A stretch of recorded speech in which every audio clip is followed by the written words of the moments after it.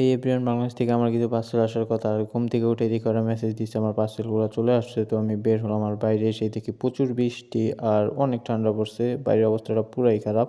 তো ওদের জন্য আমি ওয়েট করতেছি, দেখি কখন ওরা আসে পার্সেলটা নিয়ে। আমার বাংলাদেশ থেকে আমি কিছু কাপড় চোপড় আর আমার প্রয়োজনীয় ওষুধপত্র আনছি। তো দেখি কিছুক্ষণের ভিতরে ওরা পার্সেলগুলো নিয়ে আসে। আর বাইরে অনেক বৃষ্টি হইতেছিল, তাই আমি ভিডিও করতে পারিনি। তো পার্সেলগুলো নিয়ে আমি উপরে চলে আসলাম। এটা এখন আমি আনবক্সিং করে দেখবো, আর প্রথমবার, তাই আমি বেশি জিনিসপত্র দিতে না বলছি তাদের।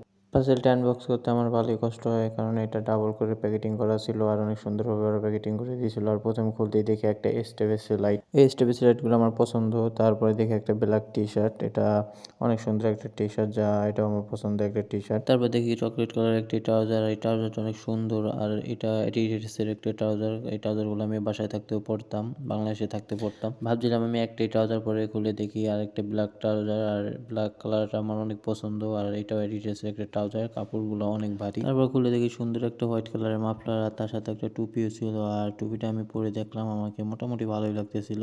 আর এখানে আমার প্রয়োজনীয় কিছু ওষুধপত্র ছিল, আর এগুলো নিচে আরও ছিল। আর এখানে একটা ব্ল্যাক টি শার্ট, আর এই যে একটা শার্ট, চেক শার্ট, এই শার্টটা আমার অনেক পছন্দ।